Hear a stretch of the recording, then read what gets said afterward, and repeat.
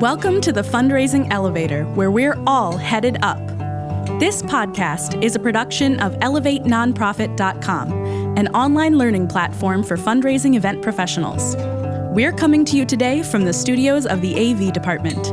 Please welcome our hosts, Kristen Steele and Samantha Swaim. Hey everybody, welcome to the Fundraising Elevator, where we're all headed up. I'm Kristen Steele, here with Samantha Swaim, and this is a good one, y'all. This is a really good one. It's our favorite fundraiser who's in studio with us today, Juan Martinez. We've known Juan for a long time, and we are so honored for you to come and spread your wisdom today. We want to talk to Juan about the ask, because a lot of folks are trying to figure out how to fundraise without making an ask, without building relationships, and all those critical pieces that we think are really at the base of being a great fundraiser. So we thought, let's go straight to the source and let's bring an amazing fundraiser in and pull the curtain back on how you do what you do and what that looks like. So you cultivate folks and build relationship with folks to be able to make these really elegant asks that feel like a win-win. And that is the secret sauce for you that makes you great at fundraising. And so we really want to tap into some of your brilliance today. But before we do that, we're going to make you feel slightly awkward and listen as Sam reads your official bio. It's a pretty impressive bio. It is. Juan Martinez has been a leader and supporter of local, regional, and national nonprofits and social justice campaigns for nearly 2 decades. He served as the development director for over 8 years at Basic Rights Oregon before becoming the vice president of new business development for Metropolitan Group, a creative and strategic communications agency committed to working for social change. He has also been the program director for American Leadership Forum of Oregon, working side by side with other leaders to make a positive impact in our community across the state. Juan now works as the director of philanthropy at Latino Network, where he's been for 5 years, overseeing day-to-day development tasks and coordinating the organization's huge and phenomenally successful annual gala that just occurred, Noche Bella. We are honored to know him, and we are so lucky to work beside you and work in partnership with you and to have you on the podcast today. Thank you. Thank you for having me, both of you. It's so good to see you, Kristen and Sam. So I really feel honored to be here to have a conversation with you. Well, we're so grateful. Love it. Well, I want to start just with kind of a big picture basic question, because I think we have a lot of new people in the sector right now. There's been a lot of evolution and a lot of new people that are fundraising. So where do you find joy in the work of fundraising? That's a really powerful and great question. I get that question asked quite a bit, actually, quite often. And so I tell folks when they ask me that it's really important for me to get out there and share the story about the work of the organization that I'm attached to, and really elevate the passion that I have for that work and make sure that they see it. And when they do and they have a connection to it, that excites me. So I see an opportunity for a relationship for the organization to be developed and for a process to begin to bring that person in to engage in whatever way possible to support the important work. And so I just like getting out there and being in spaces, meeting people who want to give back to the community and just make a big difference. And so I'm kind of strategic in just putting myself in those spaces intentionally outside of the work day, because that's when you make connections that are new and that can help grow the base for the organization that you're attached to. So I spend a lot of time out there in community and meeting people and telling them what I do about the organization and just getting them to be interested, to learning more. So just opening the door for some sort of an engagement to happen, possibly. So I like the challenge of that. I want to know even more specific what getting out there is for you, because I think if you're talking to like a new fundraiser, it's so beautiful to watch you talk to people about your work because it's so intuitive for you. But for a new fundraiser who's like overwhelmed by the idea of fundraising, it's like, I don't even know where to start. What does it mean to you to be out there? What does that look like? Being at events in the community, other nonprofit organization partner events, galas, fundraisers, community gatherings down at City Hall, summer and spring events.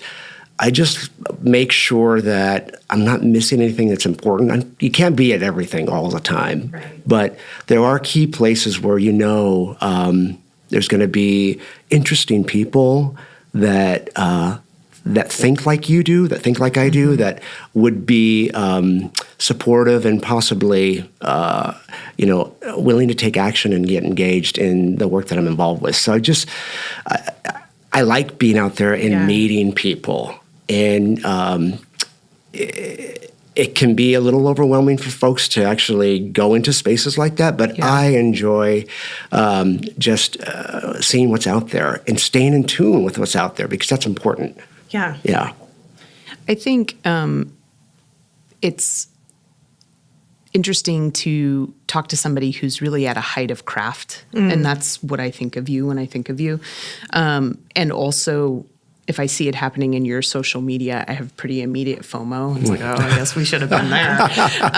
But you do, for all intents and purposes, look like you're everywhere all the time. And yet, in knowing you, none of that is inauthentic. It's just the water you swim in, and it's how you go. And there's an integration of what you're doing all the time that's really smart strategically. Yet we all start somewhere, right? And so I think it can be really helpful for folks to think about how did you get into development? Where did you start? And what was that piece of advice you were given as a young development professional that really helped? Oh my goodness, it takes me back. It takes me back to like 2004, 2005, one of those 2 years. I can't remember exactly, but I was working for my family small business in Newburgh, Oregon. So I'd been there for about 5 years, working for my father's company, and that was great and all, but there was something missing about the work that I was doing, and so I started volunteering at nonprofit organizations here in the Portland area, volunteered at Cascade AIDS Project on their AIDS Walk committee, met some amazing people there, like Craig Armston and who else? Thomas Bruner, a bunch of amazing leaders in the community who were kind of tapped in and knew people. And so it was a great opportunity to be a part of that annual event at CAP. And then from there, I was asked to be on the board of Q Center before Q Center actually had an organization established, like a physical space. It was basically a board tasked to just get out there and share the story about why the LGBTQ plus community needed a space like this, a safe, welcoming space in our area in Portland. And so that was obviously something that was meaningful for me as I identify as a gay man. So this was right up my alley.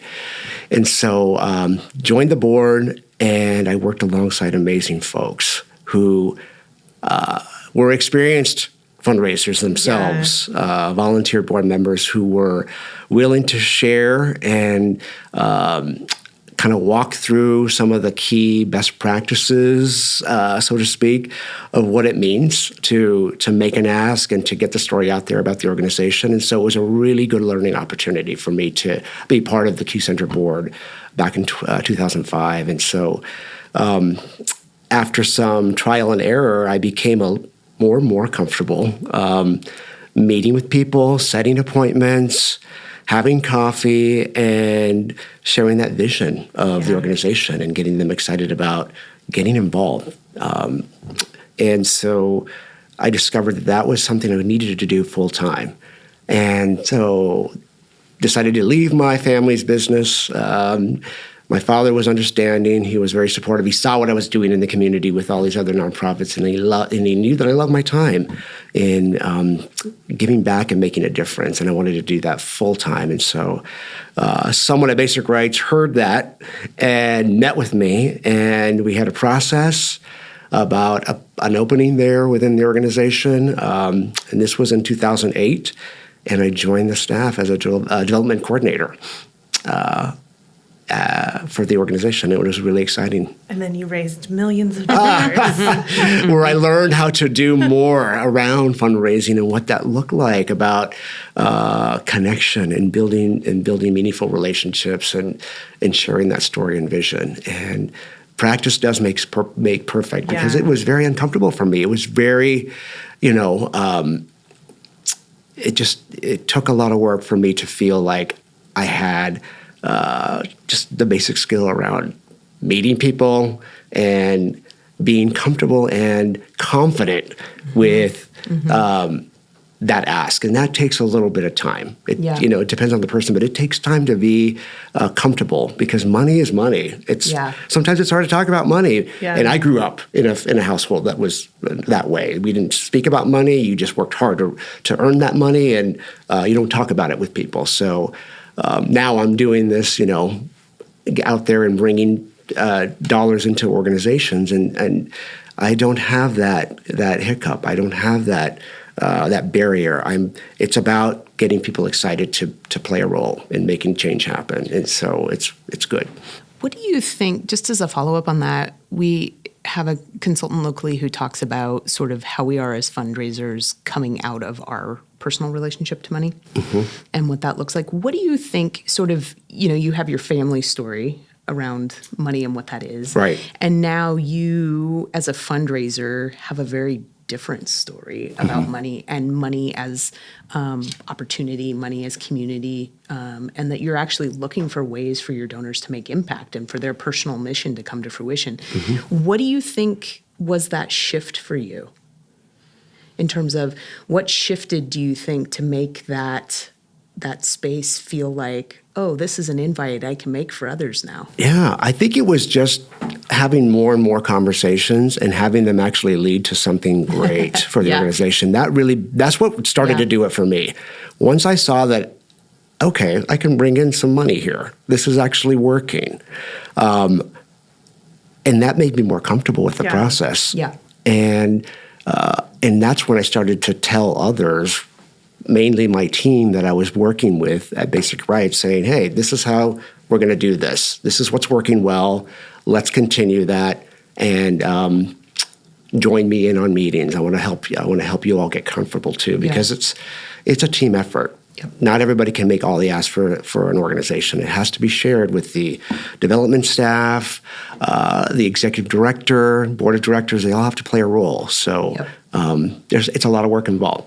I want to ask you about that sort of delineation of roles, though, because you taught me something that I now teach to others all the time. No, I don't believe that. It's true. That's not true. That everyone in the organization has relationships, and that even if they're not making an ask, even if they're not the ones that are actively raising money, they're still cultivating relationships in the work. And you had some really beautiful, simple tools that you created to help other people feel comfortable with that relationship cultivation. You also did a lot of work with the executive director partnership of how do you set up your executive director. But all of that kind of distilled down to and boiled down to you being in community and helping other people to be in community. And you talked about coffee dates, and you talked about talking to donors. I think that you have elevated your relationship to your donors now, where your donors are actually your friends, and you've developed real, authentic relationships to donors.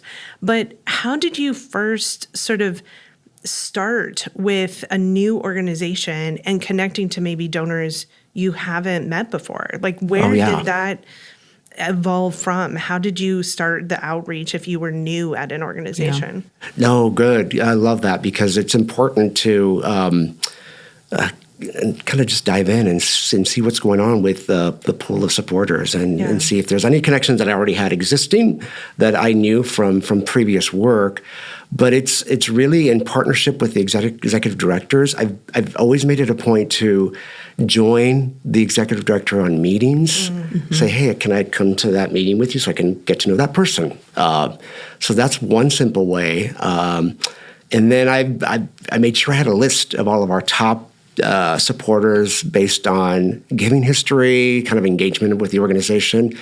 And I started just reaching out to them and emailing them, phone calling them and saying, hey, I'm new with the organization. I'd love to get some time with you on your calendar.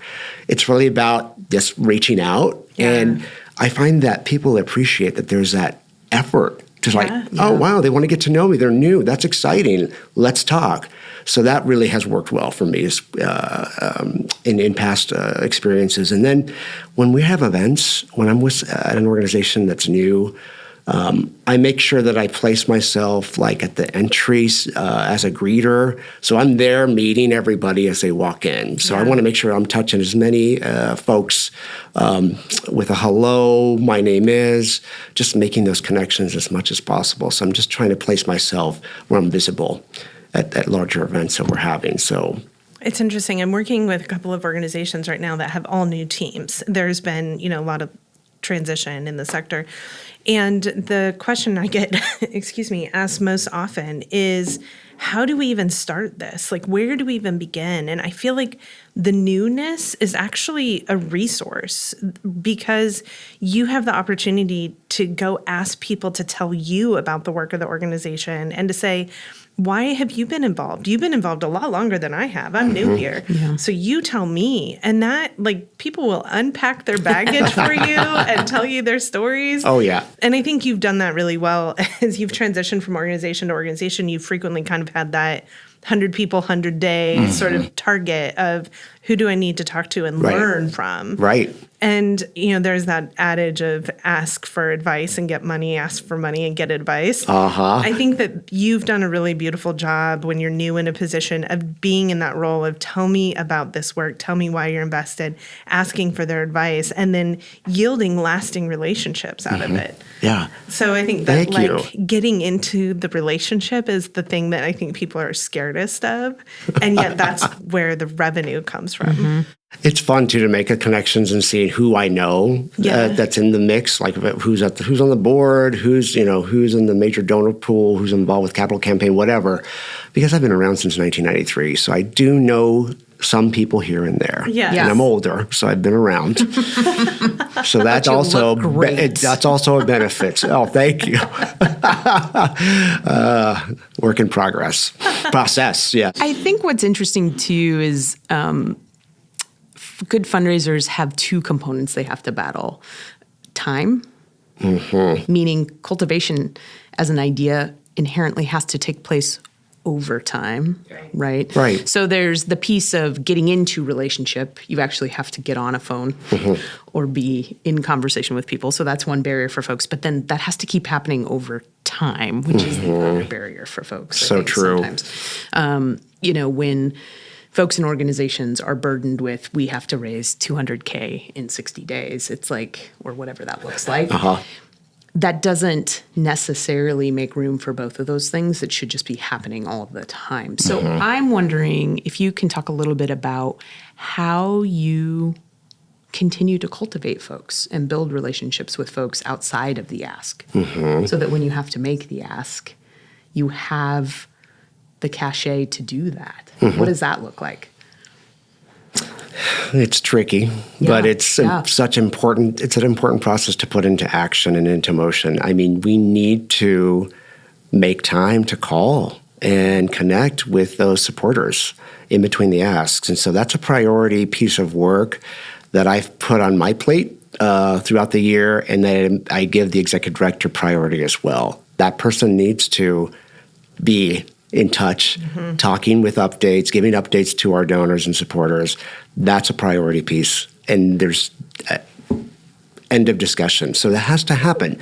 So I provide lists to the executive director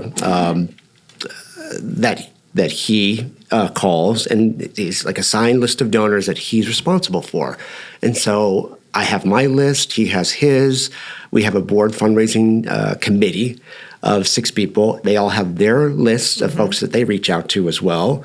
Then that's been really helpful to really pull in the board support there because, like I said earlier, one person can't do all of this for the entire organization. It has to be a shared workload or it's not going to get done. Yeah. And when supporters and donors see us reaching out and making an effort. We don't always get to have the meeting, but as long as there's effort, they appreciate the left messages, the email sent.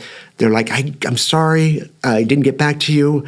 When I see them out at a community event, they're like, thank you so much. Let's talk soon.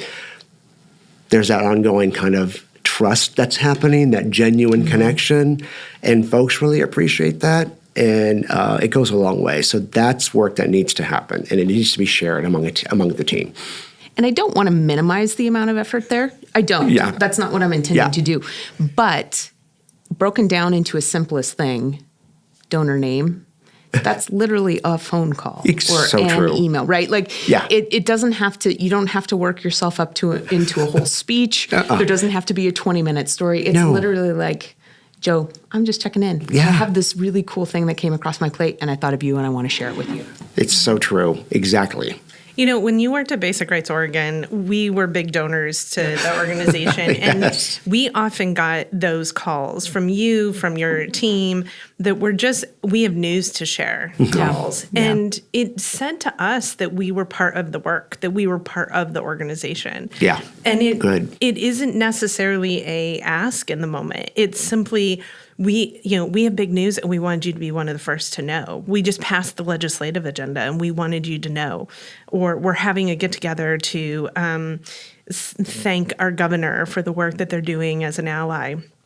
We want you to be involved. That it was just kind of a regular touch base that we got from the organization. And I think the thing that I've often seen in your work on the receiving end as a donor is that you prep whoever is calling us with enough information that, unlike other organizations we give to, where we get a call that's specific to the dollar amount, right? I'm a board member. We've never met, but I want to thank you for your gift. And usually they name the dollar amount. I get a call from Tony, and he says, who's your current executive director, and he says, I want to thank you for your donation, but I also want to thank you for all the work that you did on our event, and thank you for an incredibly special event.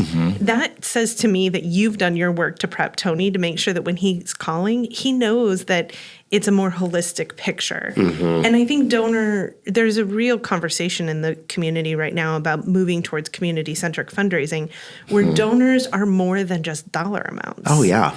And you are really good at prepping your executive director, giving them what they need to actually make an impactful call. And half those calls I get, like the executive director is en route to a meeting, like I can hear them driving. And it's not any less meaningful. No. You know, you've given them the prep that they need to make a meaningful connection. And so bravo to you on the fact that cultivation is sort of this continual thing, to the point now, you and I had a conversation last week right before your event.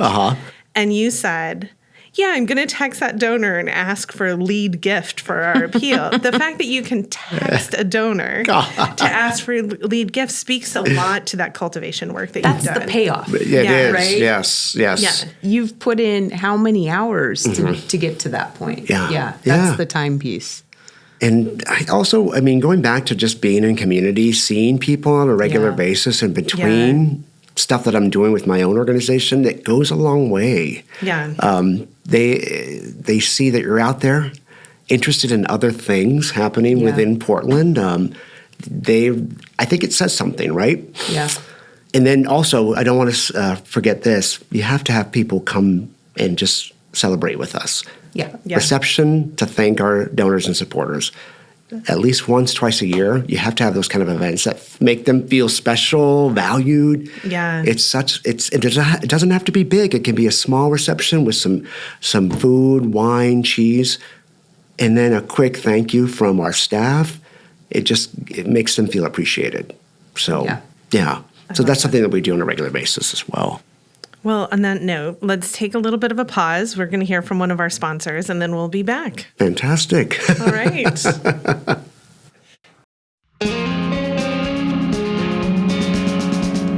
The Fundraising Elevator is recorded at the AV department in Portland, Oregon. For years, they've been our trusted partner, delivering exceptional audio-visual production and videography for nonprofits. In 2020, they transformed into a dynamic live streaming studio, producing more than 900 virtual and hybrid events. Now, we embark on an exciting journey together to bring you this podcast. Seeking the best in live events, video production, and live streaming, we proudly recommend our friends at the AV department. Link in the episode description. All right, welcome back. We're here with Juan Martinez, Development Director extraordinaire, one of the best fundraisers we know. That's too kind. It's so true, though. And we've invited you here because I think that there are a lot of people that are new in fundraising that are looking at where do I even start? And so we've talked about the fact that sort of our own money story, our own relationship to money becomes a part of it. Building relationship is a big component, having that connection to people. But when it comes down to it, when it comes down to making an actual ask, how do you approach that? What is your sort of go-to for sitting down with someone and asking them to make a sizable gift? No, it's a great question. It's really about that just making the whole situation comfortable for both yourself and for the donor. Yeah. So it's starting off the conversation with simply like, how are things going? What have you been up to what did you do this last weekend? Not prying into their personal lives, but just taking a moment to get to know somebody and to ask about their lives. That really actually makes a big difference. It does. They're like, oh, wow, that's nice. It signals that they're not just meeting with somebody about dollars. Yeah. There's a process happening here. There's a connection and a relationship being established. So it's about being authentic and making sure that your eye contact is there, that you are listening. They want to be heard. And that's something that I got as advice when I was starting out in this work, is like, make sure that you listen to what they have to say and make sure that you're paying attention to that. Yeah. That goes a long way. So the donor will advice. tell you. I mean, they'll tell you why they give. They'll tell you what they want to give to. Yeah. I mean, the listening component. So how often do you ask open-ended questions? Do you just like, I need 10,000 from you? Or are you using like more, what do you love about this work or this organization? What's your sort of process in approaching an ask? I usually go into a conversation knowing what I likely will ask, because I've just done the research in the background based on, the donor's giving history, with our organization or with other organizations out in the community. And so that comes into play. And then just, their level of engagement. If it's a first-time donor, it's not going to be something monumental typically, unless there's a situation that has opened up that there could be, because they took a meeting in the first place. So it just kind of depends. It's a case-by-case basis, really. And so I go into the conversation talking about what we're building support for and making sure that they have clarity around that. And I often mention who else has been on board. Like, what other companies have signed up for this? What other donors have committed and lended their support? Folks like to hear often who else is in the mix of supporting our cause, and it makes them think, oh wow, that person I know, or I've heard of that name. That's interesting. So it, just kind of offering up that community's coming in. Here are some big players. That can go a long way as well. So I've been on the receiving end of that conversation in which it says to me, I'm not the one that's going to be putting up all the money for this organization to exist. It says there's a whole community of support. It kind of creates a sense of trust. Yeah, that's true. Because I think so. It demonstrates that other people are on board. Yeah. It's also that you can be part of something successful. Yeah. Yeah, that's right. Exactly. And while everybody loves to root for an underdog, also we want to invest in successful things, which really, that's what we're asking donors to do. My curiosity comes in the no.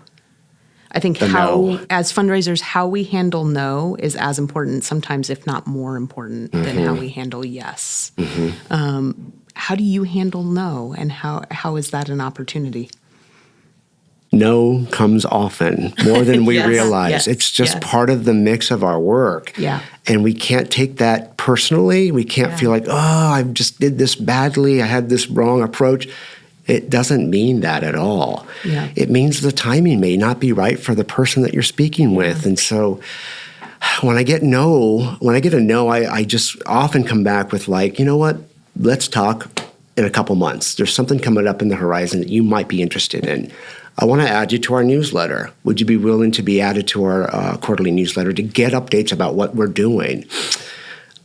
So I do those types of things, and then make sure that they get invited to some sort of activity, whether it's be a program activity to see the work in action, That's smart. or to be a guest at our gala event, for example, to hear more about the organization. Oftentimes, when they see the stories on the screen about what's really being done that's impacting the lives of our community, they're willing to like, oh my God, I cannot say no. I need to support this. So involved, asking them to be a guest, hosting them for an event or an activity I think is a good way to go. I love that your response is story. Yeah. Yeah. Is that your response to a no is Yeah. bringing them into the story of Yeah. your organization. Yeah. That perhaps they don't have the full story to really, and yes, it may be a timing issue for them. It may Sure. be a funding issue for them, all of those pieces, but also it may be some hesitancy around not knowing enough and not knowing how their personal mission and the mission of your organization, I think how that's they're right. really in alignment. Yeah. I love that. Well, Wow. I have a speed round of questions for you because Oh, I want goodness. to understand some pragmatic things about your day and how you actually orchestrate around fundraising. So, Okay. how much time are you actually with donors versus sitting at your desk? How much time am I spending with donors? Oh my God. I am spending a lot of time engaging and interacting with donors on the regular basis. That's where I want to make sure I'm dedicating like 60, 70% of my day. Does that mean you're out of the office a lot of times? Now I'm back out in the office. Yeah. There was a time, as we all know, that everything was done Zoom, Yeah. via email, via phone. Now I'm getting back out there and having coffee dates, happy hour dates, all of those things, meeting with people, making the real connection happen. It's so good. So Yeah. I love that. How often do you follow your donor on social media? Quite often. I make sure that I see them and Yeah. what they're interested in. I get to learn more about that person. And if I'm comfortable after making some, a series of conversations and connection happen, I, ask them to be friends on Facebook. They often ask me the same thing. So Yeah. it's kind of a mutual situation, but I like So it. in reverse, how much is your social media a part of your fundraising work? People are surprised that I don't put a lot of asks of my organization on my own personal page, Yeah. but I do that here and there. It's kind of strategic and when I feel like it's important. But what's strategic, and I'm going to name this because Yeah. I think it's brilliant, is you're not putting your asks on social media. What you're doing is you are showing yourself at every turn in relationship with people. To me, Yeah. that's more powerful, Yeah. and that's more worth my time. Yeah, absolutely. Yeah, I think people get to know you through your social media. And that's, Yeah. I remember working with a development director a couple years ago in which she was shocked and horrified that I would follow donors' social media. And I was like, but that's how we share our world. Like that's how we connect to the world often is this is the vacation I'm on. This is the thing I'm interested in. I know about you because of your social media that you are a runner. And so when we sit down, I can ask you, how was your run? Totally. I know about you that you have cats. I can ask you about your cats. I know that you Rambo's have great. great. Love it. I know that you have nieces and nephews and Yes. your family is local. Yeah. That all of that helps us to have even deeper relationships. It's so good. It works. It's like does. magic. It makes the conversations even more natural and more real. So when you meet with your supporters, and it's important. So then how much of your time is phone versus email versus in-person meeting? It depends on how they want to be connected. It's some folks from via email. That's how they respond. We talked about text earlier. Some folks are more often than not. Really? Some of my biggest donors are like, send me a text. Seriously, it's so, I'm like, really? They're like, we know. Just let me know what you need. Just for context, though, I feel like I need to give some context for folks. Okay. Because when you send a text to some of these donors, you're not just saying, hey, come to my event. You're sending a text that says, I need $100. Can I have $50,000? And you're getting yeses back via text. That speaks to me about your cultivation and relationship building. Because people trust that you are a good steward of their funds. Yeah. And that you see them as a part of the work. Yeah. Which I think is really powerful. No, I thank you for saying that. I think it's it just depends on the person. A phone call is kind of the most common thing. People are still kind of coming out of the COVID and like they like the schedules that they had around just Zoom. They could, we all kind of like the convenience, right? Sure. And folks are now starting to come back and do more things, over coffee, which is exciting. It just makes a big difference when it's kind of more one-on-one. So I'm looking forward to more of that happening. Yeah. Sorry to interrupt. I think also, though, what that's saying that it's important for some of our newer fundraisers or fundraisers who feel like I'm just getting walls, I'm just getting no's. What I've known to be true about you is asking donors how they'd like to be in conversation. Absolutely right. Yeah. That if you continue to attempt to converse with someone in a channel that they're averse to, you're already on the wrong foot. Right. You're saying, I have one way, it's my way or the highway. What you need is not as important to me. And that already is telling them a story about their relationship with the organization. Yeah. And that shows you're not listening or paying attention to how to make this happen with this particular donor. So it's really important to pay attention and just follow up in the way that they want to. Yep. So, yeah. Well, one last speed round question before we take a break. How many donors are you personally cultivating at once? Do you have Sam. a docket you're working with? Do you kind of carry a portfolio of donors, or is it just as many as you can manage? It's as many as I can manage, honestly. So it's because time is so limited for everybody, and it's broken out by list, like I talked about earlier. But there's a lot of overlap too. So. When somebody's out on vacation, when my ED's out on vacation, then I'm, taking a look at that list and making sure that those folks are hearing from us about things that are happening. And so it was really interesting. The last 3 years, we've been operating all of our fundraising efforts alongside of a major capital campaign. Right. Oh, yeah, just that. So there was a very interesting kind of dance between meeting with our folks about supporting general operating work and program work at the organization, and then meeting with folks to talk about this facility, community space that we're building, and getting them excited about that. So that was an interesting process to go through. And we had to build out our team to make that happen. Yep. What an incredible team you have right now, too. You really have built out your team. I'm so grateful. The campaign work, though, gave you stories that were so rich. I mean, the number of communications that I received from you that was, hey, we want to let you know we broke ground. We want to share with you that we were featured on the local news. It just gave you lots of little tidbits that you were able to continually bring us in with. Here's news. I have something to share. I want you to be a part of this. And that's powerful because I think that when donors are giving to an organization, they are as invested in the end results. Yeah. And so feeling connected to the progress helps them stay included and a part of it. And often they show up with more support. That's true. It works. Yeah. And I'm happy that I have a bigger team because now I've got folks focused on contracts, focused on grants and foundation relationships. I've got somebody that's really more, James is really owning up the corporate relationships, the business partners, which has been really helpful because that allows me to be free and accessible to our individual donor pool, which we've always been trying to build up at Latino Network, the organization I work for now. And we hired last year a major donor officer to help build that with myself and with our executive director and board members. Real quick before we go to break, I do want to kind of pull back through the thread and the idea that you have said that I want to make sure doesn't get lost.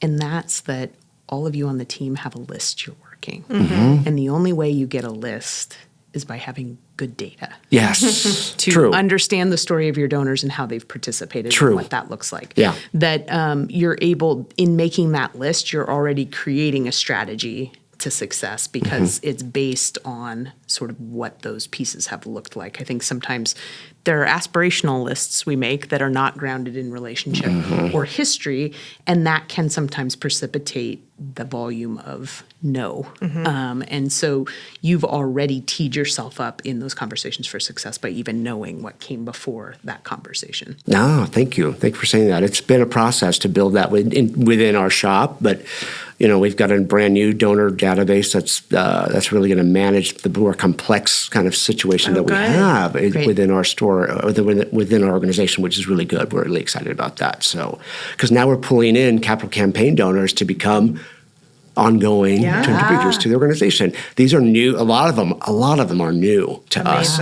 So we have a challenge of how are we going to keep them excited and engaged? And that's been fun to do already, just within the last few months. And for those of you listening, not watching this on YouTube, Juan said that with a huge smile on his face. If you couldn't hear it, I'm here to tell you it was right there. We're going to take a break, and when we come back, we're going to put Juan in the fundraising elevator. We'll be right back. Oh, cool. I'm excited.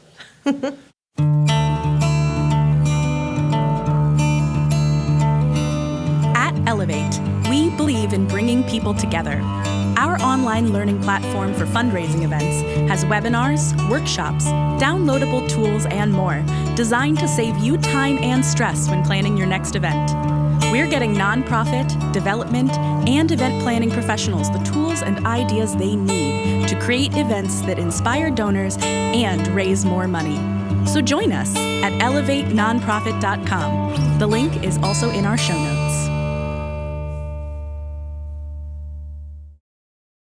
Welcome back. This is the Fundraising Elevator. Sam and I are here today with the miraculous Juan Martinez, fundraiser extraordinaire, one of the best development folks we know. He's spilling all the tea, letting us in on the very mysterious craft, which just means cultivating relationships over time and knowing when to make the ask. Happy to be here again. Yes. Thank you. Come into the elevator with us. We're going to go up to the penthouse. Okay. Talk to us about a gathering that was really great. That you attended and why it was great. It has to, I just love it when I'm at an event and the energy level is so high. There's amazing people in the room connecting with one another, happy to see each other. There's, of course, good food and drink being served. That makes a huge difference. Good food. So you got to have a really strong caterer to make that happen. The space has to look elegant and special, unique. People are going to walk away remembering forever. Yeah, it's about memorability. You want people to never forget that experience so that they want to come back. So you got to make it unique and special. Yep. And that can be from entertainment, but it's really about, I think, going back to storytelling, getting them to hear stories that are powerful. That's when they get excited and want to do something that is meaningful, if we're talking about a fundraising event. So, yeah. You just had an incredible fundraising event. You broke fundraising records for your organization. We're so happy. We're so excited. Well, it had all those check boxes that you just said. It had the connection. It had people that were really excited to be there.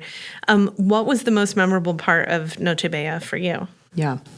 I think it was really just the fact that we had such a big crowd. We were lucky to have the size crowd that we did because we could accommodate it at the Portland Art Museum. And people were there was a high energy level, and people were so excited to see each other and to reconnect after such a long time.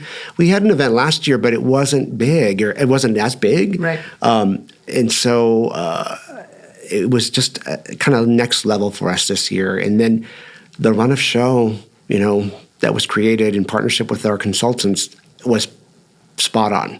It was seamless.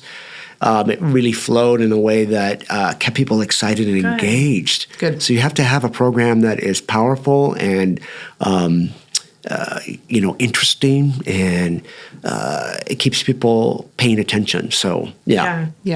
I think that's a piece that doesn't get as much time and attention sometimes in the midst of all the event planning, but really a lot of other things can go sideways. So true. If that's on the money. Let's jump back in the elevator and go down to the boiler room where all the tools. Oh, it sounds hot. It does sound hot. It's where all the tools are. What are a couple of sort of indispensable tools for you that you would recommend to other fundraisers? And they can be like figurative tools, literal tools. Like what are pieces that you carry with you and use?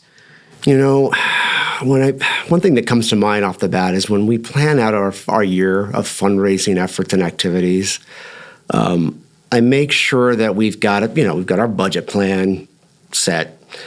But then on top of that, I often layer push goals so that we can just stretch, do a little bit more about bringing people in. If we have an event, we're going to try to do a bigger attendance or just gather more people. If we have our year-end campaign that's X amount of dollars, that's great for the budget plan. Then we want to do a little bit higher. So it's really about having that push goal and getting people excited about working toward that. So you'll ask any of my team, they're like, yeah, push goals. We talk about them on a regular basis.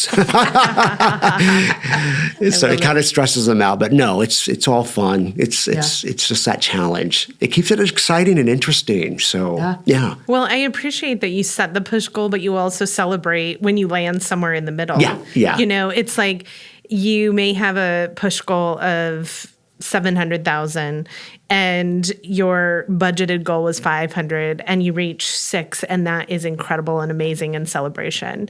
That you don't let the push goal become like a disappointing, unattainable. Oh, yeah. But it just kind of urges you toward what else could we do? Yeah. No, it's good. And then another thing, I think in our toolbox, that we try to have these connectors that are willing to be more like ambassadors to our organization that want to offer up companies or individuals that we can be connected to so that we can engage them. So those connectors are really vital to just broadening the base of support. And that's been something that we have taken seriously and really valued during this capital campaign time for us at our organization. Is like making sure that we ask the person that we're meeting with, who else do you know in your world, in your community that you think we should share this story with? And they don't often have a name on the spot, but they'll say, I'll get back to you on that. You just have to make sure you follow up with them. Right. Yeah. Because they often will say, oh, yeah, I've had some time to think. Here's 3 names I want you to reach out to, and you can use my name. Amazing. That's great. Connectors. Push goals. It's amazing. All of the things. I love it. Well, we are just so lucky to learn from you. I've learned so much from you in the time that we've been able to work together. So I appreciate you coming and sharing with others. If folks want to learn more about your organization, how do they find Latino Network? It's just our website, I think, we just redid the website. So it's fancy. So latnet.org is where you go into here and can see everything that's going on within our shop. Great. Well, you are growing by leaps and bounds. It's amazing to watch your work. And it's incredible to watch as your team grows, the influence that you've had in coaching and mentoring and supporting your team. So thank you for being a mentor here today. Thank you for joining us. Thank you. Good luck in your next fundraising campaign. And, I appreciate you both so much for having me here today with you. This has been fun. This has been really good. Thanks. I appreciate this. Thanks, Juan. All right. The Fundraising Elevator is produced in partnership with Swaim Strategies at the studios of the AV Department. The program is produced by April Clark and directed by Steve Osborne, with audio engineering and original music by Dwayne Anderson and Heidi Christensen. Video production by Chris Peterson, Whitney Gomes, and Nathan Bouquet.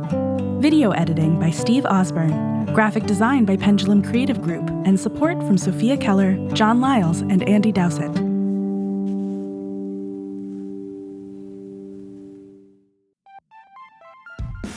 Loving the Fundraising Elevator but wondering how you can talk to Sam and Kristen? Well, now's your chance to do it. Book one-on-one consulting time with Swaim Strategies experts Sam, Kristen, and Mary, and get all your event questions answered. Our team has you covered on strategic planning, fundraising strategy, storytelling, data tools, and registration support. Get the tools and the help you need to make the most impact at your fundraising event. Book at elevatenonprofit.com. The link is also in our show notes.